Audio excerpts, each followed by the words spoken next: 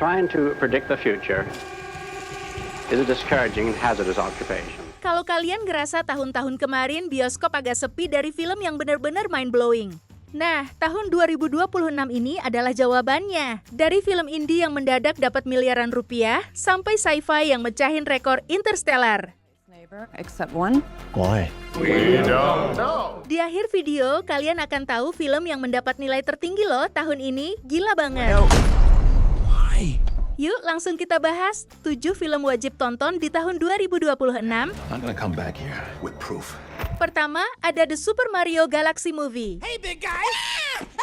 Film animasi pertama di tahun 2026 yang berhasil menembus angka $1 miliar USD di box office global. What's up, Mario? Behold! Visual galaksinya memanjakan mata dengan pacing yang sangat menghibur untuk semua umur. Di balik petualangan luar angkasanya, film ini membawa pesan kuat tentang ambisi, eksplorasi tanpa batas, dan pentingnya menjaga hubungan keluarga seperti Mario dan Luigi. You wanted to see us?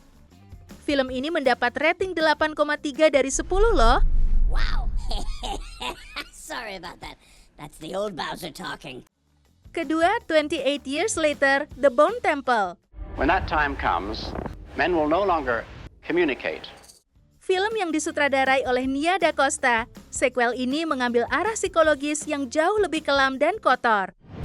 Oh, I am death. Aktor Ralph Fiennes tampil luar biasa dalam atmosfer dunia yang perlahan-lahan mati, namun menolak untuk menyerah. Bercerita tentang mitos yang diciptakan manusia untuk melarikan diri dari kenyataan ketika mereka tahu akhir dunia sudah di depan mata. Are you ready? Tahu nggak Sobat Project? Ternyata film ini mendapat rating 8,4 dari 10. Wow! The whole world will cease to make any sense.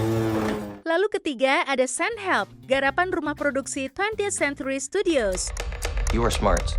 I know that you are great with numbers. Film ini juga menjadi momen kembalinya sutradara legendaris Sam Raimi ke akarnya. Horor dengan anggaran terukur yang brutal dan menegangkan. No one does it like Sam Raimi. Rachel McAdams memberikan salah satu performa terbaik dalam karirnya sebagai perempuan yang bertahan hidup di pulau terpencil. We're not in the office anymore, Bradley. Faktanya film ini mengupas lapisan psikologis manusia saat dilepaskan dari peradaban. Apakah kita akan tetap mempertahankan moralitas atau kembali ke insting purba yang egois? No help is coming. Menurut kalian dengan film yang sehoror ini, cocok gak mendapatkan rating 8,5 dari 10? I'm a much nicer boss than you ever would have been. Except for maybe this part. Keempat, ada Obsession. I'm gonna go get some shots. I'll come with you. Disutradarai oleh Cory Barker, film ini menjadi fenomena unik karena penjualan tiketnya justru melonjak tajam pada minggu kedua dan ketiga akibat kekuatan rekomendasi penonton. Ketegangannya dibangun secara perlahan tapi mematikan. A love only the branch of a willow tree could conjure. Film ini menggambarkan kritik tajam mengenai bagaimana hasrat dan obsesi manusia yang tidak terkontrol bisa perlahan-lahan mengikis waras dan menghancurkan realitas di sekitarnya. Dengan rating 8,6 dari 10, wajar banget untuk dijadikan rekomendasi film psikologi dan horor di tahun 2026 ini. It's weird how you two are dating all of a sudden. Like super dating. Kelima, ada Backrooms. I found a place. Film ini mencetak sejarah bagi rumah produksi A24. Kenapa bisa mencetak sejarah? Karena film yang bergenre horor atau found footage ini disutradarai oleh Kane Parsons yang baru berusia 20 tahun. Backrooms membawa ketakutan ruang liminal ke layar lebar dengan atmosfer yang sangat mencekam dan sinematografi analog yang jenius. Alright, you filming? Yeah. Follow my lead. Inti dari cerita ini adalah representasi visual dari kecemasan generasi modern terjebak di ruang tanpa ujung yang monoton, kesepian, dan ketakutan akan ketidakpastian masa depan. Clark, what is this? That's what I'm trying to figure out. Dengan pengambilan sudut gambar yang sangat realistis dan membawa penonton ke dimensi cerita, maka wajar mendapat rating 8,8 dari 10 loh Sobat Project. I've been there every night since I found the place and I still barely scratched the surface. Alright, just take it slow. Selanjutnya di posisi ke-6 ada Michael. Ready whenever you are, Michael. Siapa yang tidak kenal dengan The King of Pop dan populer dengan gerakan moonwalk yang telah menjadi ciri khas penampilan pada saat tampil. You're the greatest of all time. Film yang menceritakan biografi Michael Jackson ini memecahkan rekor sebagai opening weekend terbesar untuk sebuah film biografi. Y'all wanna work in a steel mill like me for the rest of your days? Film ini tidak hanya menampilkan kemegahan panggung, tetapi juga sisi rapuh dan kompleksitas manusia di balik sang mega bintang. I need to think. I told you what to think. Dari film ini, Sobat Project akan diperlihatkan bagaimana eksplorasi mendalam tentang harga mahal dari sebuah popularitas, masa kecil yang hilang, dan bagaimana seni menjadi pelarian sekaligus penjara bagi kreatornya. I love my family, but I just want to do my own thing. Percaya gak bahwa rating film ini mencapai skor 8,9 dari 10 loh? Berkat dedikasinya berpuluh-puluh tahun sebagai seorang penyanyi dan penulis lagu, tidak heran penggemar di seluruh dunia menjadikan Michael Jackson legenda pop sepanjang masa. Then do it, Michael.